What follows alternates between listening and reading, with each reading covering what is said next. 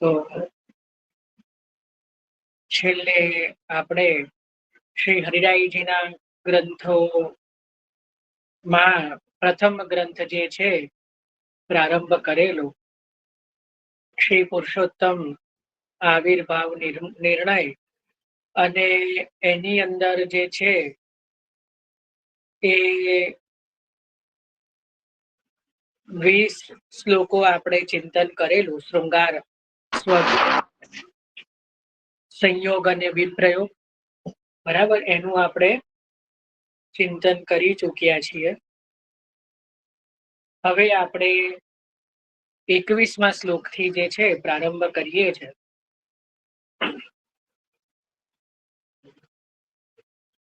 સૌથી પહેલા તો આજે ચૈત્રી રાસ છે, એની વધાઈ. ચૈત્રી રાસનો દિવસ છે, ચૈત્રી પૂનમ.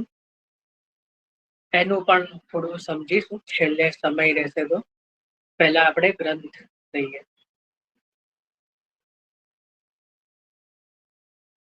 શ્લોક 21 થી પ્રારંભ કરીએ છીએ. શ્રી ઠાકોરજીનું પ્રાગટ્ય થયું તે પ્રસંગના શ્રી સુબોધનીજીમાં આ બાબતનો ખુલાસો મારા સ્વામી શ્રી મહાપ્રભુજીએ સુંદર રીતે કર્યો છે. ભાવરૂપ પ્રભુ ઉત્પન્ન થયા એમ ત્યારે જ કહી શકાય કે જ્યારે સદા સર્વદા વિદ્યમાન ભાવરૂપ પ્રભુના આધારભૂત વાસુદેવની ઉત્પત્તિ થાય. ભાવરૂપ પ્રભુ તો અજન્મા છે, એમની ઉત્પત્તિ સંભવે જ નહીં. જેમ ગુલાબનું ફૂલ ઉત્પન્ન થાય છે, એનો સુગંધ તેમજ ગુલાબી રંગ તો સદા સર્વદા જે છે એમાં રહેલો જ છે, એ ઉત્પન્ન થતો નથી. ઉત્પન્ન થયું ત્યારે કહેવાય જ્યારે પહેલા સુગંધ અને ગુલાબી રંગ રહિતનું ગુલાબનું ફૂલ ઉત્પન્ન થાય અને એમાં પાછળથી સુગંધ અને ગુલાબી રંગો ઉત્પન્ન થતા હોય તો એને ઉત્પન્ન કહેવાય.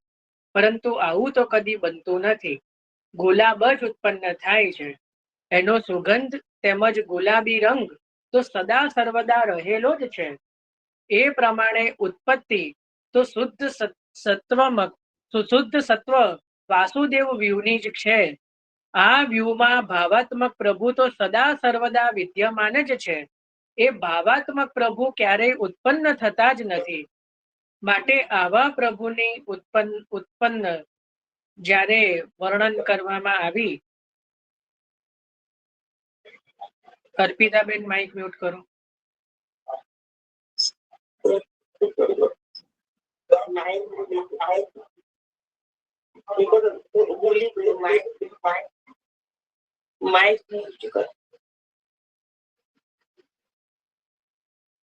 તો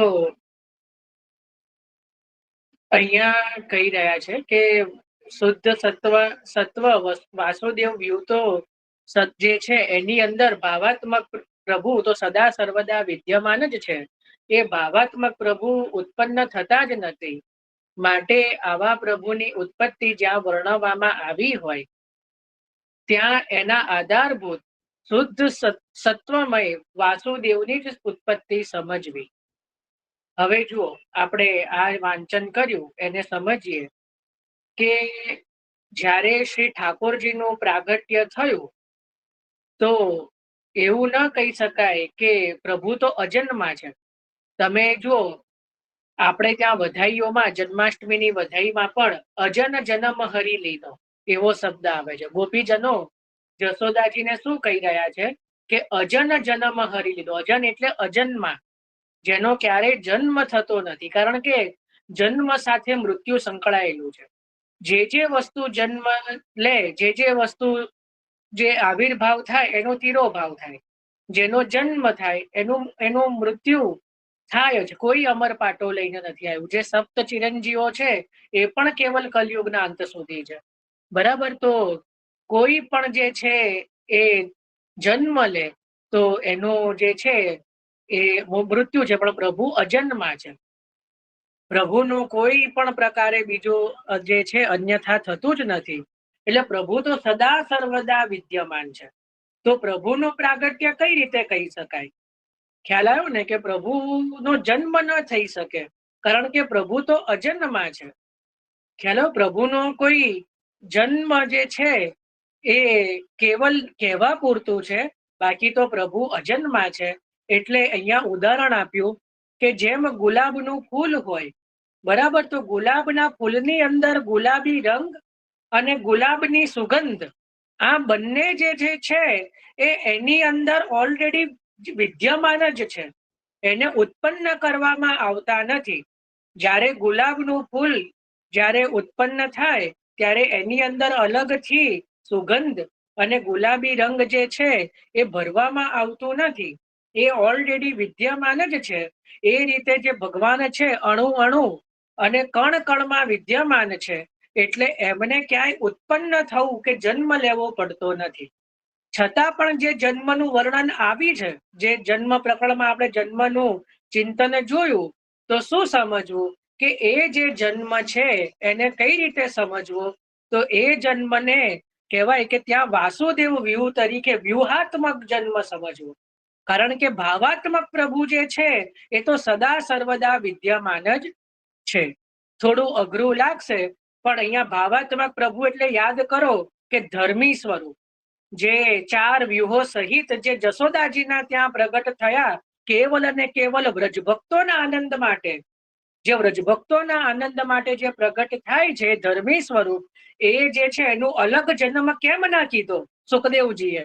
એનું અહીંયા કારણ બતાવી રહ્યા છે કે વ્યુહનો જન્મ બતાવવો પડે. જે ધર્મી સ્વરૂપ છે, જે ભાવાત્મક સ્વરૂપ છે, એના કોઈ જન્મની જરૂર રહેતી નથી, કારણ કે એ તો સદા સર્વદા વિદ્યમાન છે. તમે મહાપ્રભુજીની વધાઈમાં પણ જુઓ, પુષ્ટિ મહારસ દેન પ્રગટે યહ પ્રાગટ્ય હોત હૃદય મેં, યહ પ્રાગટ્ય હોત હૃદય મેં, હૃદયમાં પ્રાગટ્ય. હવે આમ જુઓ તો શું છે, ચંપારણમાં પ્રાગટ્ય થયું છે મહાપ્રભુજીનું, પણ અહીંયા હરિરાયજી શું કે છે? યહ પ્રાગટ્ય હોત હૃદય મેં. જ્યારે ભક્તના હૃદયમાં શ્રી મહાપ્રભુજી પ્રગટે એ પ્રાગટ્ય સાચું. ચંપારણમાં તો આ શ્રી કેવલ લીલા કરવા માટે ને પછી આસુર વ્યામો લીલા થઈ. તો શું અત્યારે મહાપ્રભુજી વિદ્યમાન છે? તો જરૂર વિદ્યમાન છે. તો ક્યાં વિદ્યમાન છે? તો ભક્તોના હૃદયમાં વિદ્યમાન છે.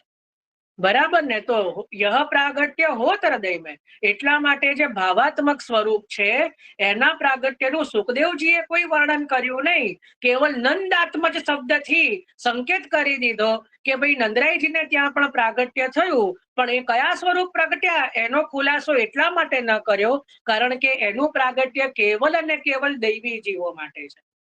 ખ્યાલ આવ્યો ને? એટલે એ જે છે એ સદા સર્વદા વિદ્યમાન છે. જ્યાં ભક્ત હોય ત્યાં ભગવાન અવશ્ય હોય. ભગવાનનું કાર્ય કેવલ રાક્ષસોને હણવા કે ધરતીનો ભૂમિનો ભાર હરણ કરવો એટલું નથી. એ તો વ્યૂહ કરી દે, એ તો વ્યૂહનું કાર્ય છે. પ્રભુનું કાર્ય તો ભક્તો સાથે લીલા વિહાર કરવો, ભક્તોના મનોરથ પૂર્ણ કરવા, એ છે. તો એનું પ્રાગટ્ય જે છે એ તો ભક્તોના હૃદયમાં છે, ભક્તોના ઘરે ઘરે છે. તમે વિચારો કે જયારે રાસ લીલા થઈ, જયારે રાસ પ્રભુ કરે છે, થઈ તો કહેવાય ને, રાસ પ્રભુ કરે છે, અનંત સ્વરૂપો ધારણ કરે છે. તો શું અનંત સ્વરૂપો જન્મ લે છે? અરે નહીં, અનંત સ્વરૂપ પ્રભુ ધારણ કરે છે. તો જે સ્વરૂપોને પ્રભુ અલગ અલગ સ્વરૂપે વિસ્તારે છે, ફરી પાછો પોતાની અંદર એને સમાવિષ્ટ કરી દે છે. તો ત્યાં કોઈ લય વિલય કે પછી આવિર્ભાવ તિરોભાવ નથી. એ તો સ્વરૂપ પધાર્યા અને ફરી પાછા મૂળ સ્વરૂપની અંદર પધારી ગયા. તો એ કઈ સ્વરૂપોનો જન્મ થોડો છે? દ્વે દ્વે ગોપી બીચ બીચ માધો. તો એ પ્રકારે જે બધા રાસની અંદર પણ જે સ્વરૂપો છે, તો એ પણ કેવલ એ લીલા પૂરતા પ્રભુ અલગ અલગ સ્વરૂપ ધારણ કરે છે. પછી જયારે એ લીલા વિરામ થાય એટલે પુનઃ પાછા એક જ સ્વરૂપે વિદ્યમાન થઈ જાય છે.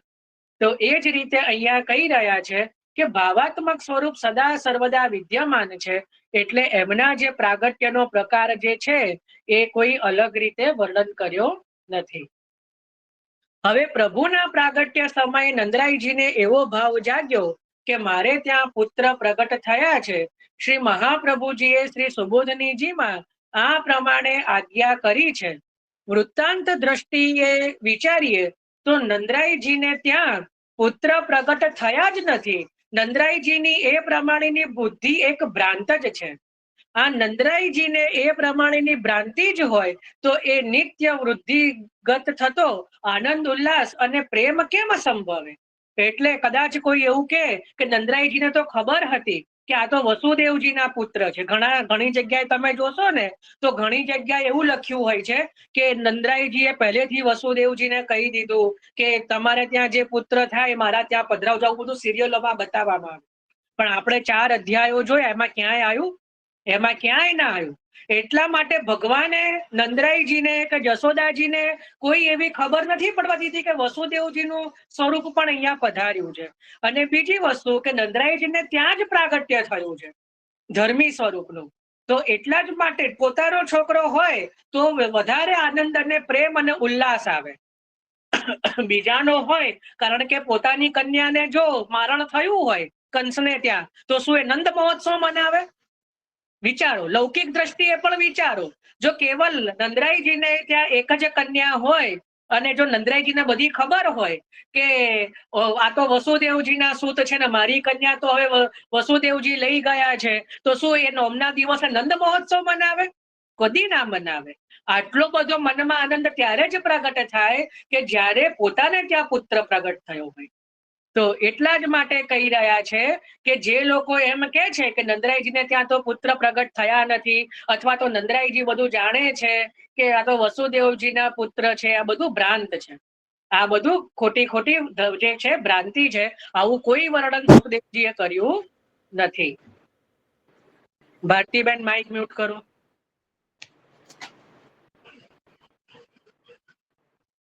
ભારતીબેન.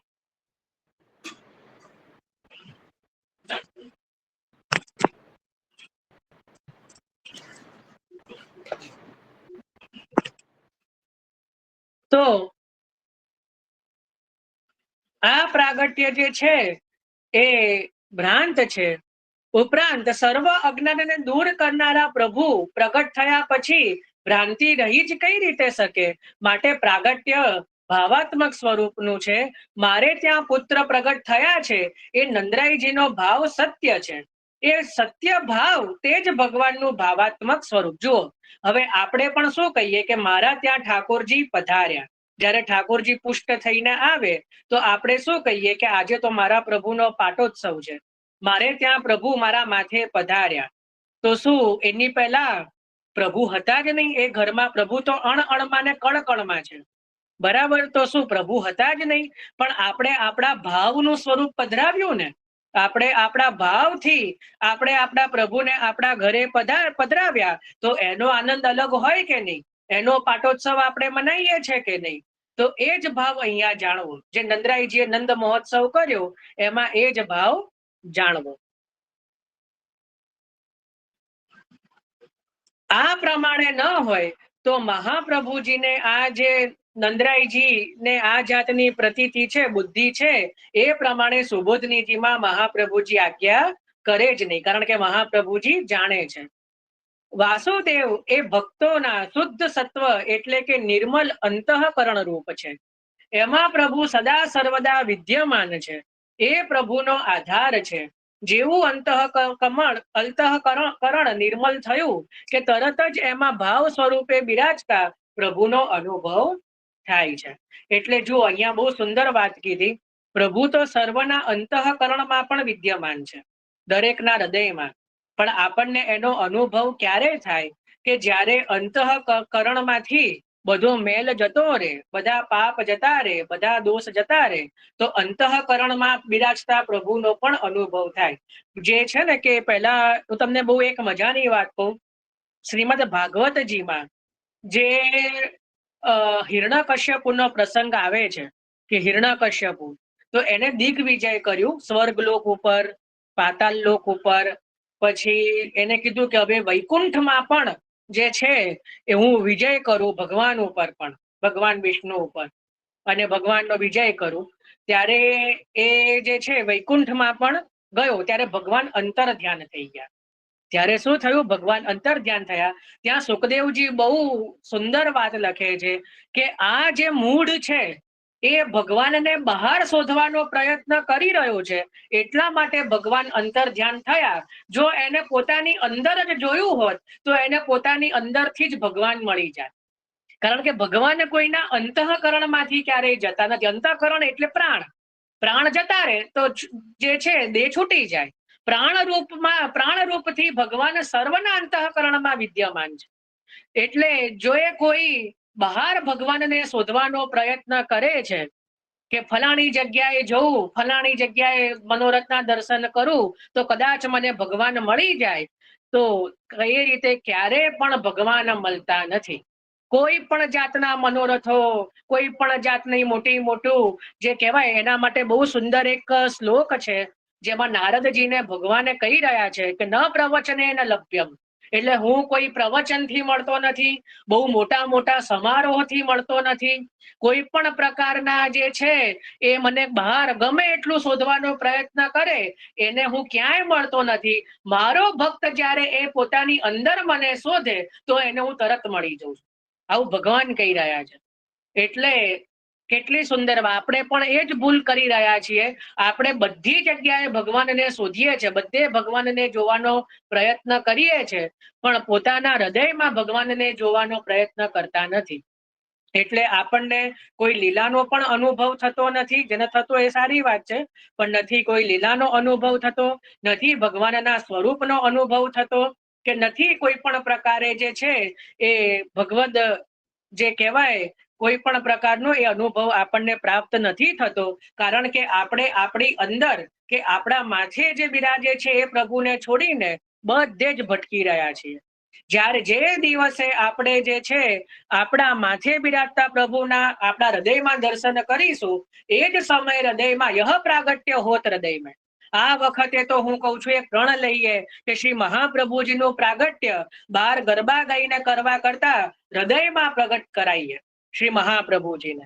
આપણે આપણા હૃદયમાં શ્રી મહાપ્રભુજીના સ્વરૂપનું, શ્રી મહાપ્રભુજીની લીલાઓનું આખો દિવસ ચિંતન કરીને કઈ રીતે કરવાનું એ પણ હું કહીશ. કદાચ કોઈને નહીં ખબર હોય કે હું નથી કરતો, પણ હું તમને એ જરૂર બતાવી શકું કે કેમનું કરવું જોઈએ.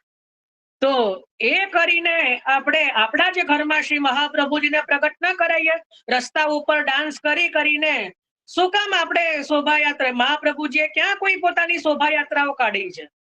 કાઢવી હોય મને કોઈ વાંધો નથી, મને કોઈ એનાથી હું વિરોધમાં નથી. એનો પાછો કોઈ પેલું એ ના કરશો કોઈ બીજા દિવસે કે હાય હાય આ તો આવું બોલે છે, આને સપોર્ટ કેમ કરવાનો, એવું ના કરશો. હું કોઈ વિરોધમાં નથી, પણ મારો કહેવાનું તાત્પર્ય એમ છે કે શ્રી મહાપ્રભુજીનું પ્રાગટ્ય આપણે આપણા ઘરમાં ને હૃદયમાં ક્યારે કરાવીશું?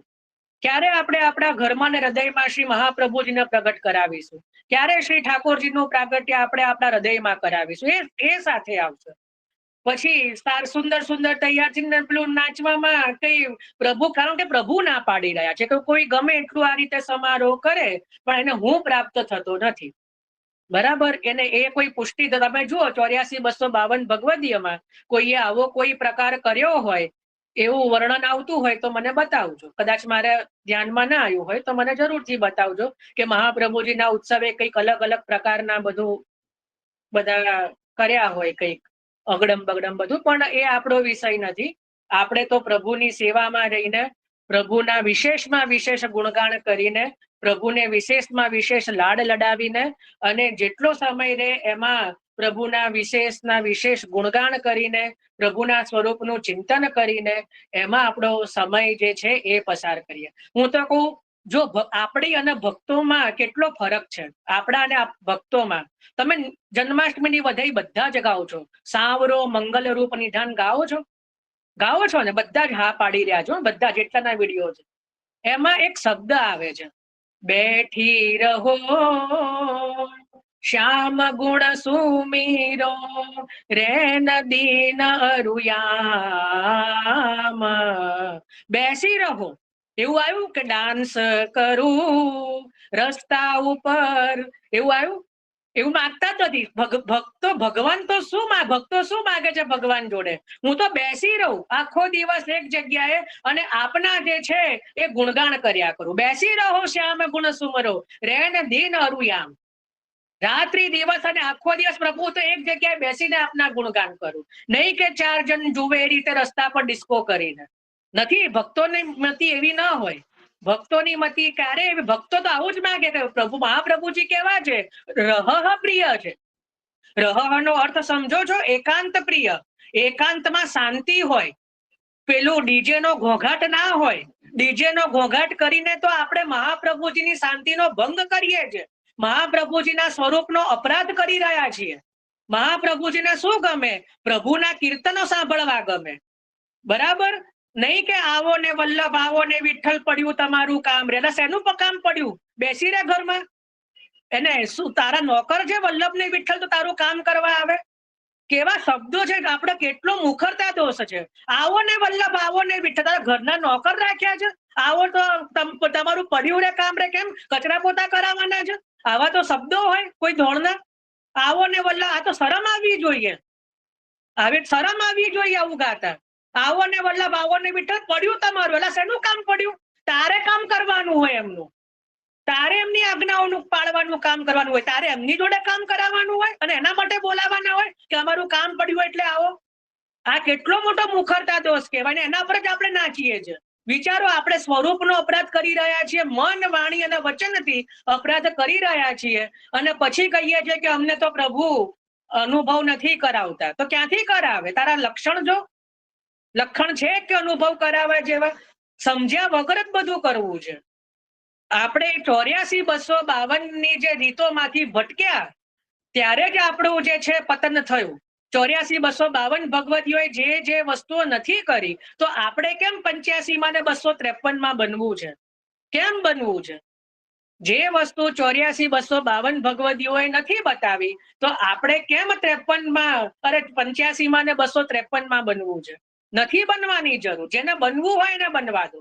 આપણે આપણા ધર્મ સંભાળવા. આપણે કઈ બધાને બંધ નહીં કરાવી શકીએ, પણ આપણે જાતે તો બંધ થઈએ. જેને ખરેખર પુષ્ટિ માર્ગમાં વધવું છે, જેને ખરેખર પ્રભુનો અનુભવ કરવો છે, જેને નથી જ કરવો, એને છોડી દો. આપણે સમજાવવા ક્યાંય નથી જવું. અત્યારે તો મારું કર્તવ્ય છે કે હું કહું, બાકી મેં આજ સુધી કોઈને, અમારા 4 વૈષ્ણવનો ગ્રુપ છે, એમને મેં કોઈને કશું કીધું નથી. પણ અત્યારે મહાપ્રભુજી મને બોલાવી રહ્યા છે તો હું બોલી રહ્યો છું. હવે ઘણાને ખોટું લાગી જાય કે ભાઈ આ તો વિરોધમાં છે, આ તો આમ છે. હું કોઈના વિરોધમાં નથી. નાચો આપ કરો તો બી મને કોઈ વાંધો નથી. મારું કાર્ય, મને મહાપ્રભુજી જે બોલાવી રહ્યા છે, ઇતિ મેં મત્યા, મારી મતી છે. અને હું તો પ્રમાણ સહ કહું છું. જો હું તો કીર્તનનું પ્રમાણ આપું, 84,252 ભગવત, હું કે મારા મનથી કઈ નથી કહેતો. અને એની સામે આપની પાસે કોઈ ઉત્તર હોય તો આપે મને કેવું કે જો આ ભગવતીની વાર્તામાં તો આવે છે કે આમને રસ્તા પર જે છે નૃત્ય કર્યું તો પ્રભુ મળ્યા, તો માની લઈશ. કદાચ મને એવા પ્રસંગો ના મારા વાંચવામાં આવ્યા હોય, આટલા વર્ષોના અધ્યયનમાં ના પણ આવ્યા હોય, તો હું વાંચીને કહીશ, તો હું કહી દઈશ કે હા એમાં ભૂલ છે. જો આમાં તો શોભાયાત્રામાં પેલા ભગવતીએ બહુ નાચેલા, આવો વલ્લભ, આવો વિઠ્ઠલ પર, તો પ્રભુમાં આવી ગયા. પણ એવું મારા તો અધ્યયનમાં ક્યાંય આવ્યું નહીં, અત્યાર સુધી તો નથી આવ્યું. તો કદાચ નહીં હોય, પણ આપના અધ્યયનમાં કોઈ એવું વિશેષ, કોઈ એવા ગ્રંથમાં કોઈ એવો ગુપ્ત ગ્રંથ હોય તો જરૂરથી પ્રગટ કરવો. પણ હું તો કહું છું ને કે મારી જોડે ગ્રંથના પ્રમાણ કયા હશે? શ્રી મહાપ્રભુજીના, શ્રી ગોસાઈજીના, સપ્ત બાલક એટલે વધારે શ્રી ગોકુલનાથજી ને શ્રી હરિરાયજી. હું આટલાને જ પ્રમાણ માનું છું. આના સિવાય કોઈ પણ આધુનિક કોઈ પણ ગ્રંથ હોય એને પ્રમાણની દ્રષ્ટિએ હું નથી જોતો. પ્રમાણ સમજો છો ને કે જેને ફોલો કરવા જોઈએ, બરાબર, કે જેને આપણે આંખ મીચીને માની શકીએ, તો એ પ્રમાણ કહેવાય. એને એ પ્રમાણથી જ જે છે ફલ સિદ્ધિ થાય. પ્રમાણથી પ્રમેય સિદ્ધ થાય, પ્રમેયથી સાધન સિદ્ધ થાય ને સાધનથી ફલ સિદ્ધ થાય. તો ફલ માટે પ્રમાણને પકડવું પડે. તો એ પ્રમાણ શું છે આપણે ત્યાં? તો શ્રી મહાપ્રભુજીના ગ્રંથો, શ્રી ગોસાઈજી ના ગ્રંથો, શ્રી ગોકુલનાથજી ને શ્રી હરિરાયજી. એને હું જે છે એમના જ ચરણ પકડીશું ને તો જ આપણે ભવ પાર ઉતરી શકીશું. કારણ કે આ જે છે ને કે પછી તો દરેકની અલગ અલગ જે છે, પણ આ પછી કશું જે છે પડવાનો ડર રહેતો નથી જો એમના ચરણ એકવાર ગ્રહણ કરી લીધા. કારણ કે ગોકુલનાથજી તો ત્યાં સુધી આજ્ઞા કરે છે કે જો અમારા વચન, ગોકુલનાથજી કહી રહ્યા છો કે જો અમારા વચન મહાપ્રભુજીના વચનથી વિરુદ્ધ જાય તો અમારા વચન પણ માનવા નહીં. આ ગોકુલનાથજીના વચન છે. અમારા વચન, ગોકુલનાથજી કહી રહ્યા છે કે જો અમારા વચન શ્રી મહાપ્રભુજીના વચનથી જો વિરુદ્ધ કોઈ વખત જતા હોય તો અમારા વચન પણ માનવા નહીં. વિચાર કરો કેટલી મોટી વાત કીધી. તો પછી બીજાની તો વાત જ ક્યાં રહી, જો શ્રી ગોકુલનાથજી આવું કહી રહ્યા છે. તો પાછા આવી જઈએ આ થોડુંક આગળ. એટલે અંતઃકરણમાં જ્યારે ભાવ સ્વરૂપ જે છે એ બિરાજતા પ્રભુ પ્રગટ થાય તો જરૂરથી એ હૃદયમાં અનુભવ કરાવે છે. પણ એ જે પ્રભુ છે અંતઃકરણમાં એ કેવલ અને કેવલ ભાવથી રીઝે છે. આ માર્ગ કેવો છે? ભાવનો છે. ભજ સખી ભાવ ભાવિક દેવ. તો આ માર્ગ જે છે એ ભાવનો છે. આથી જ ગોપાંગનાઓએ જન્મોત્સવને પ્રસંગે પ્રભુના મંગલ ગીતો ગાયા. સંગીતાબેન મિક્સર થોડું ધીરે ચલાવજો, નહીતર ભાઈ સંભળાશે નહીં. તો ગોપાંગનાઓએ જન્મોત્સવના પ્રસંગે જે મંગલ ગીતો ગાયા એમાં પ્રભુને અજન કયા. અજન જન્મ હરી લીનો. તો એ રીતે જે કીધું કે પ્રભુને અજન્મ જે છે કીધા, એટલે શ્રી મહાપ્રભુજીએ પણ કહ્યું છે કે ગોપાંગનાઓની વાત જાણી ગયા કે બાળક જે છે અજન્મા છે, એટલે સાક્ષાત પ્રભુનું પ્રાગટ્ય થયું છે. એ તો જયારે આપણે લઈશું ને ત્યારે તમને એક એક વધાઈની એક એક પંક્તિ બતાવીશ. આપણે તો ગઈએ જ છે, પણ સમજતા હોઈએ તો સારી વસ્તુ છે. પણ હવે આપણે એવું થશે કે નંદ મહોત્સવથી તો કીર્તનના પુસ્તકો એ સાથે રાખવાના. આપણે એક એક પંક્તિ કીર્તનોની પણ જોઈશું કે જુઓ ગોપીજનો આવું કહી રહ્યા છે. અહીંયા આ કીર્તનમાં આ પંક્તિ આવી રહી છે. જેમ અત્યારે આવ્યું ને કે બેસી રહો. અરે બેસી રહે ને એક બાજુ બેસી રહે. એમાં જે મજા છે એ નાચવા કૂદવામાં નથી. તારામાં બહુ બધી તાકાતો છે, તો એ તાકાત શેમાં કાઢ? કે ઠાકોરજીની સામગ્રી કરવામાં કાઢ. એ તાકાત જે છે, જે બધી આપણા શરીરનો શક્તિનો વ્યય જ કરવો છે, તો આપણે જે છે પ્રભુના કોઈક સારા એવા પ્રભુના કાર્યમાં, કોઈ વસ્ત્ર સિદ્ધ કરવામાં, કોઈ શૃંગાર સિદ્ધ કરવામાં, કે કીર્તન ગાવામાં વિશેષ એમાં શક્તિનો વ્યય ના કરીએ? શું કામ આડો તેડો જગ્યાએ કરીએ? તો કહી રહ્યા છે કે શ્રી મહાપ્રભુજીએ પણ એ જ વાત કહી છે કે પ્રકાશિત યોગ માયા સાથે મૂળ રૂપે પુરુષોત્તમ પ્રભુ નંદરાયજીના ઘરમાં પ્રગટ્યા છે. આ જે મૂળ રૂપ ભાવાત્મક પ્રભુનું તે પૂર્વ રૂપ જે શુદ્ધ સત્વમય વાસુદેવ વ્યૂહ, કે જે 4 વ્યૂહોમાં પ્રથમ છે, તેનો અવતાર વસુદેવજીને ત્યાં થયો છે. અને એ જ અવતાર નંદરાયજીને ઘેર પધારેલ છે. ત્યાંથી વ્રજમાં પધરાઈ લઈ જવાની અનુકૂળતા માટે આપ પ્રાકૃત બાલક બની ગયા. કારણ કે યશોદાજીના ખોળામાં જેને નિત્ય લાડ લડાવાય છે, તેવું મૂળ સ્વરૂપ એ પ્રાકૃત બાલકનું છે. એટલે વ્રજમાં પધાર્યા બાદ એ પ્રાકૃત બાલક સ્વરૂપમાં મૂળ રૂપનો આવિર્ભાવ કર્યો. માટે તો સંયોગ અને વિયોગ બે સ્વરૂપનો અનુભવ થયો. જો આ થોડું અઘરું છે, પણ આપણે સમજીએ થોડું વિશેષ રીતે. અહીંયા શું કહી રહ્યા છે? જો તમને એક બહુ મજાની વાત કહું. આપણે પદ્મનાભ દાસજીનો પ્રસંગ કેટલાને યાદ છે, કેટલાને નહીં, મને ખબર નથી. મથુરાનાથજી તાડ જેવા સ્વરૂપે પ્રગટ થયા. આપણે વાર્તાજીમાં આવશે. જે મથુરાનાથજી છે એ તાડ સ્વરૂપે પ્રગટ થયા. ત્યારે મહાપ્રભુજીએ શું કીધું કે ભાઈ જો સેવા કરવાની હોય તો હમારી ગોદી મેં સમાય ઇતનો સ્વરૂપ ધરો.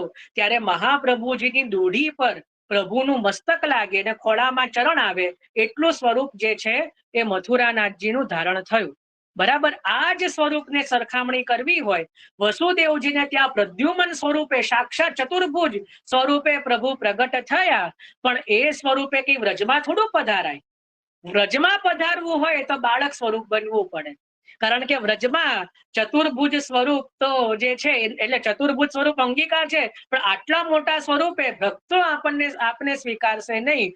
આપને વ્રજમાં પધારવું છે તો ત્યાં પણ પ્રભુને ભક્ત વશ્યતા બતાવી અને બાલક સ્વરૂપ બન્યા કે નહીં. પછી વસુદેવજી છાબમાં લઈને પેલું જે કહેવાય, આપણે જે ઝાંપીજીનો ક્રમ જોયો હતો, તો ઝાંપીજીને લઈને પધાર્યા કે નહીં. તો ત્યાં પણ પ્રભુને બાલક બનવું પડ્યું કે નહીં.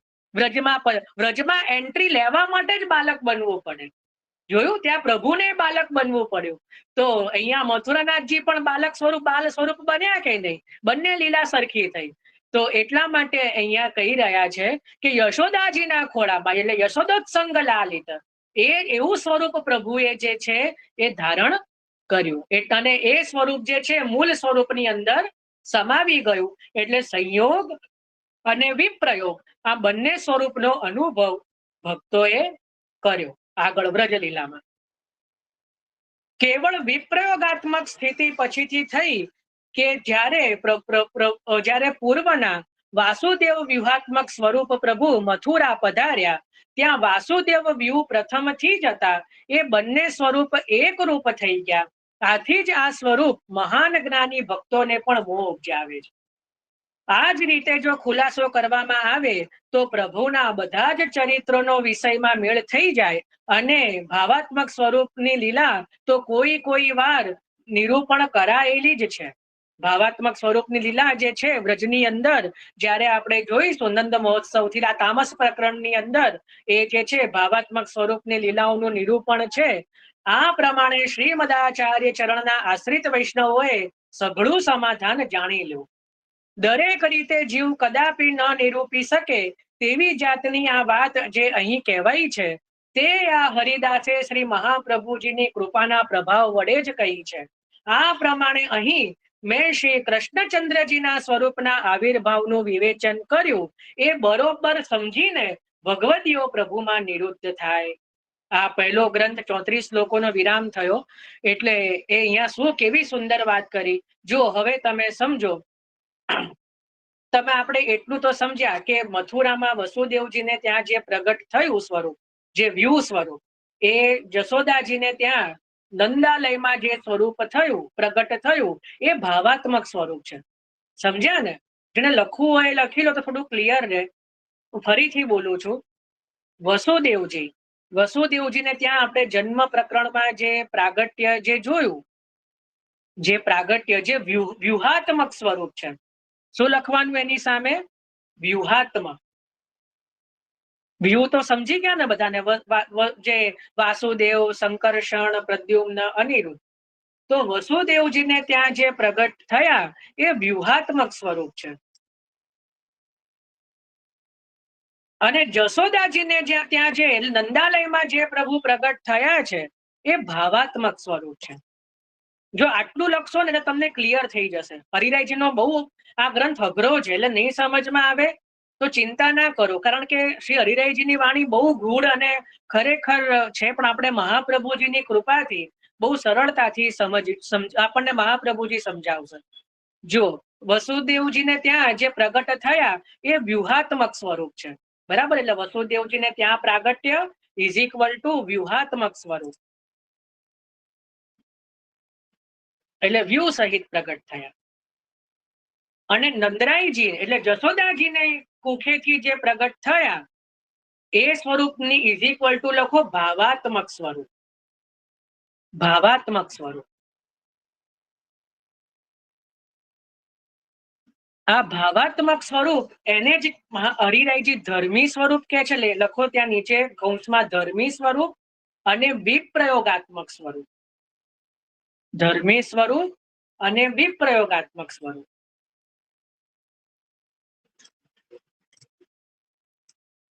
અને ઉપર વસુદેવજીને ત્યાં જે લખ્યું વ્યૂહાત્મક સ્વરૂપ, એમાં લખો એને હરિરાયજી કહે છે સંયોગાત્મક સ્વરૂપ.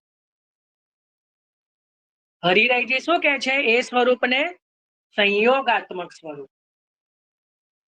આટલામાં ખબર પડી? કોઈને કઈ પ્રશ્ન હોય તો પૂછો. હેન્ડ રેઝ કરીને. આટલામાં સમજ પડી ગઈ ને? વસુદેવજીને ત્યાં જે પ્રગટ્યા, આપણે જે જોયું હતું તમ અદ્ભુત બાલકમ અંબુજે ક્ષણમ શંખ ચક્ર ગદાદિ યુધમ, જોયું હતું આપણે 12 વિશેષ જોયા હતા. હા બોલો ભાવનાબેન.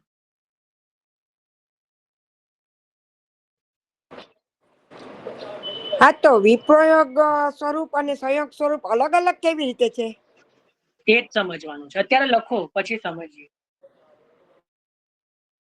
મંજુલાબેન.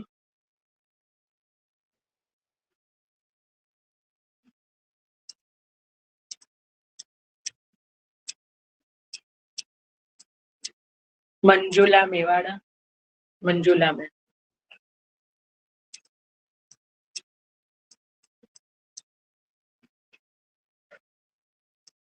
વાંધો નહીં. જો વસુદેવજીને ત્યાં પ્રભુ પ્રગટ્યા એ તો જન્મ પ્રકરણમાં આપણે જોઈ લીધું, બરાબર ને? કે પછી વસુદેવજી છાબમાં પધરાઈને ગયા. પછી આપણે એ જ સમયે જોયું હતું કે જશોદાજીને ત્યાં પણ પ્રભુનું પ્રાગટ્ય થયું છે. એનું જ આપણે ચિંતન કરી રહ્યા છીએ. તો જશોદાજીને ત્યાં જે પ્રાગટ્ય થયું, જેની અંદર વસુદેવજીને ત્યાં પ્રગટ થયેલા પ્રભુ જે છે એ સમાઈ ગયા. આપણે જોયું ને, એનું ચિંતન કર્યું કે વસુદેવજી જ્યારે પ્રભુને ત્યાં મથુરાથી પધરાઈને લાવ્યા એ સ્વરૂપ જે છે એ જશોદાજીને ત્યાં જે પ્રગટ થયું છે એ સ્વરૂપની અંદર સંમિલિત થઈ ગયું. ખ્યાલ આવ્યો? એટલે જે સંયોગ રસાત્મક સ્વરૂપ અને વિપ્રયોગ રસાત્મક સ્વરૂપ જે છે એ હવે ભેગા થઈ ગયા. હવે એ બંને સ્વરૂપ એક થઈ ગયા એટલે વ્રજની અંદર જે છે વ્રજ ભક્તોએ સંયોગ અને વિપ્રયોગ એ બંને રસનો અનુભવ કર્યો, કારણ કે વ્રજની અંદર પ્રભુ બંને સ્વરૂપે બિરાજે છે, સંયોગ અને વિપ્રયોગ. ખ્યાલ આવ્યો? એવું શ્રી હરિરાયજી કહે છે. અને મથુરાની અંદર જ્યારે પ્રભુ મથુરા પધાર્યા ત્યારે મથુરામાં જે વસુદેવજીને ત્યાં પ્રગટ થયેલું એ જ સ્વરૂપ પધાર્યું. જશોદાજીને ત્યાં જે સ્વરૂપ જે પ્રગટ થયેલું એ ગુપ્ત થયું. ક્યાં થયું? ભક્તોના હૃદયમાં. એટલે ભક્તોએ વિપ્રયોગનો અનુભવ કર્યો. હવે તમે જે નોટ્સ છે ને એ વાંચો. જશોદાજીને ત્યાં જે પ્રગટ થયું એ સ્વરૂપ આપણે શું લખ્યું? વિપ્રયોગાત્મક લખ્યું કે ના લખ્યું? તો જ્યારે મથુરામાં પ્રભુ પધાર્યા તો ત્યારે વ્રજ ભક્તોએ વિપ્રયોગનો અનુભવ કેમ કર્યો? કારણ કે વ્રજની અંદર જે પ્રભુ રહ્યા એ કયું સ્વરૂપ રહ્યું? વિપ્રયોગાત્મક, ધર્મી સ્વરૂપ. ખ્યાલ આવ્યો કે ના આવ્યો? અને જે સંયોગ એટલે જે વસુદેવજીને ત્યાં જે સ્વરૂપ હતું એ તો પછી આગળ મથુરા લીલા અને દ્વારકા લીલા કરવા માટે આગળ વ્યૂહાત્મક સ્વરૂપ એ ત્યાં પધાર્યું. પણ જે ભાવાત્મક સ્વરૂપ જે છે એ તો વ્રજભક્તોના હૃદયમાં જ જે છે એ પધાર્યું, એ ત્યાંથી બહાર પધાર્યું નથી. એટલે પ્રભુ ક્યારેય વ્રજ છોડીને બહાર ગયા નથી એવું જે ભક્તો કહે છે તો એ પણ સાચું. અને સુખદેવજી કહે છે કે આગળ જે લીલા આવે છે કે પ્રભુ તો મથુરા પધાર્યા, તો બંને લીલા સાચી. કારણ કે વ્યૂહાત્મક સ્વરૂપે પ્રભુ મથુરા આગળ પધાર્યા, જ્યારે વ્રજ લીલાની આગળ પછી જે અક્રૂરજી લેવા આવ્યા ને બધું, તો એ પણ ભાવાત્મક સ્વરૂપે તો સદા સર્વદા જે છે એ ભક્તોના હૃદયમાં જ બિરાજ્યા છે. એ સ્વરૂપ ક્યારે પણ વ્રજ છોડીને ગયું નથી. તો એટલા માટે આ બે સ્વરૂપ જે છે એનું વર્ણન અહીંયા શ્રી મહાપ્રભુજીએ પુરુષોત્તમ આવિર્ભાવ પ્રકાર જે છે એના નિર્ણય ગ્રંથમાં આ પ્રકારે બતાવ્યું, જે આપણે બહુ જ સરળતાથી એનું ચિંતન કર્યું. અને એની સાથે આ પહેલો ગ્રંથ શ્રી હરિરાયજીનો એ અહીંયા વિરામ થયો. તો શ્રી વલ્લભાધીશ કી જય. હવે આમાં કોઈને કઈ હોય, કઈ ન સમજ પડી હોય તો પૂછી લો.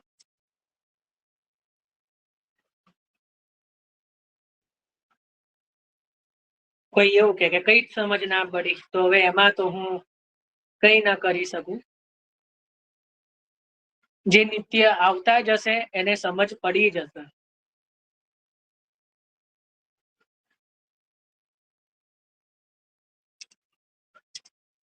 એટલે પ્રભુનું પ્રાગટ્ય બંને જગ્યાએ છે. વસુદેવજીને ત્યાં પણ છે અને નંદરાયજીને ત્યાં પણ છે. તો આપણે ત્યાં જે તમે જુઓ, તમને બહુ મજાની વાત કહું. આપણે ત્યાં કીર્તનની અંદર પણ એક પદ આવે, ઘણા બધા પદ આવે છે, એમાંનું હું એક કહું. બરસ ગાંઠી લાલ ગિરિધર કી આઈ હોય, પેલું આશકરણ રાજાનું છે. તો બરસ ગાંઠી આઈ, બરાબર. તો બરસ ગાંઠ જે છે એ પ્રભુની આવી તો ક્યારે આવી શકે વર્ષગાંઠ? પ્રાગટ્ય તો વસુદેવજીને ત્યાં જ થયું છે, બરાબર. તો જશોદાજીના સુતની જ વર્ષગાંઠ ક્યાંથી આવી? સબનસો કહત જશોદામાઈ જન્મદિન લાલકો ફેરી આવ્યો, બરાબર. તો પોતાના લાલનું પ્રાગટ્ય જો જશોદામાં મનાવતા હોય તો કઈ ખોટું થોડું હોય? એ ખોટું થોડું હોય. જો ત્યાં જશોદાજી એવું કહી રહ્યા છે કે મારા લાલનો જન્મ દિવસ છે તો એમના લાલનો જ જન્મ દિવસ છે. ખ્યાલ આવ્યો ને? તો કારણ કે જશોદાજીને ત્યાં પણ જે છે એ પ્રભુ પ્રગટ થયા છે અને અવશ્ય થયા છે. ખ્યાલ આવ્યો? એનું વર્ણન બીજા કોઈએ નથી કર્યું. કેવલ અને કેવા ભાવિકાબેન કોણ છે? આટલું બધું જેને હસવું આવે છે, એવું કઈ મેં જોક્સ નથી માર્યો કે કઈ હસવું આવે એટલું બધું. તો થોડા સીધા રહેજો બધા, કારણ કે આ બહુ ગંભીર વિષય છે. આ કોઈ અહીંયા કોઈ ગમત ગુલાલ નથી ચાલી રહ્યો અને મેં કોઈ એવા જોક્સ નથી માર્યા કે જેને હસવું આવે. કદાચ કોઈ પ્રમોદમાં, વિનોદ અલગ વસ્તુ છે ને પ્રમોદ અલગ વસ્તુ છે. કોઈને કંટાળો આવતો હોય એટલે થોડુંક મેં એનું કંટાળો દૂર કરવા માટે મોદ એટલે આનંદમાં આવે એવું કર્યું હોય, પણ કઈ જોક્સ નથી માર્યા અહીંયા કે જેને વારમ ખડખડાટ હસવું આવે. તો થોડું છે ને ગંભીરતાથી લેવાનું સત્સંગને. બીજી બધી વસ્તુમાં મજાક ચાલે, સેવાને સત્સંગમાં મજાક ન ચાલે. જ્યાં ચાલતું હોય ત્યાં ચાલે.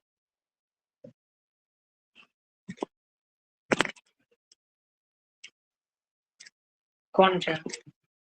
બોલો ભારતીબેન. જય શ્રી કૃષ્ણ ભાઈ. થોડા વિપ્રયોગાત્મક સંયોગાત્મક दोनों का थोड़ा अर्थ हमको बता। શું?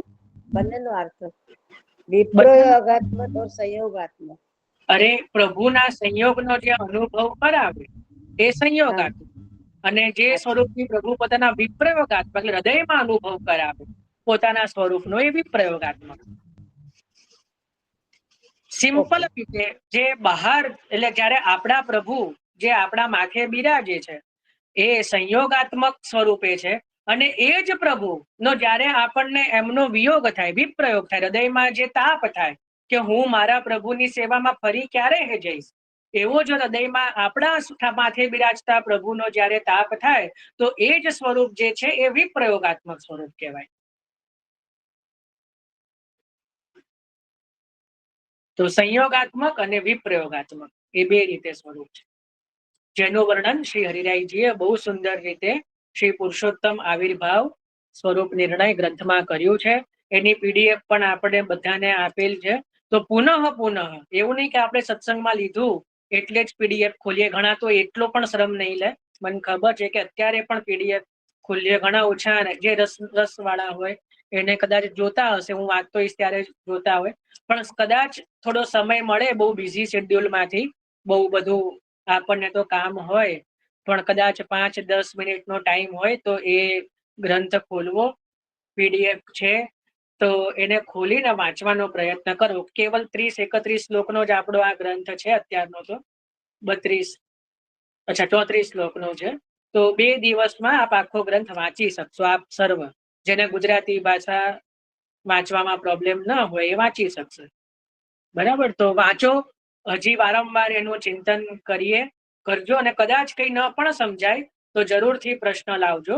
શ્રી મહાપ્રભુજીની કૃપાથી સમાધાન જે બનશે એ કરીશું. તો અહીંયા આપણે શ્રી હરિરાયજી કૃત પ્રથમ ગ્રંથ જે છે પુરુષોત્તમ સ્વરૂપ આવિર્ભાવ નિર્ણય, એટલે પુરુષોત્તમના સ્વરૂપનો આવિર્ભાવનો નિર્ણય શ્રી હરિરાય મહાપ્રભુ ચરણે બહુ જ સુંદર રીતે આપે અહીંયા આપણા માટે આપ કૃપા કરીને પ્રકટ કર્યો, જેનું શ્રી મહાપ્રભુજીની કૃપાથી આપણે અત્યારના સમયમાં ચિંતન કર્યું. વિચારો કેટલી મોટી આપણા પર કૃપા, કે હું તો એ જ વિચારું કે આ બધા ગ્રંથો છે ને કૃપા વગર ખુલે નહીં. આ હું કે નથી કહી રહ્યો, પણ આ ખરેખર સાચી વાત છે. તો પ્રયત્ન કરજો, ક્યારેક પ્રયત્ન કરજો. કૃપા ન હોય ને, આમ કશું જ ના હોય આખો દિવસ, પણ જ્યાં સેવા કરવા બેસીએ, જ્યાં પાઠ કરવા બેસીએ, ત્યાં ક્યાં તો એવું કંઈક યાદ આવે કે હાય કાલના માટે દાળ ચોખા પલાળવાના તો રહી જ ગયા, એટલે પછી ઊભા થઈને કંઈક જાય પીલીને તો ફોન કરવાનો તો રહી જ ગયો, એટલે પછી તો બધું મુકાઈ જાય. ક્યાં તો ક્યાંનું કામ આખા દિવસ કોઈ ન આવે, જ્યાં હાથમાં પુસ્તક લઈએ ત્યાં જ ઘરની ડોરબેલ વાગે. બરાબર, એટલે પ્રભુની કૃપા વગર તો જે છે એ સંભવ જ નથી. તો ક્યારેક 10 મિનિટ પણ ભગવદ નામ લેવાય તો પ્રભુની કૃપા માનવી અત્યારના સમયમાં, અને પ્રયત્ન એવો કરવો જોઈએ કે વિશેષમાં વિશેષ આપણે જે છે એ ભગવદ સ્મરણ, ચિંતન, સેવા આદિમાં જે છે ઓતપ્રોત રહીએ.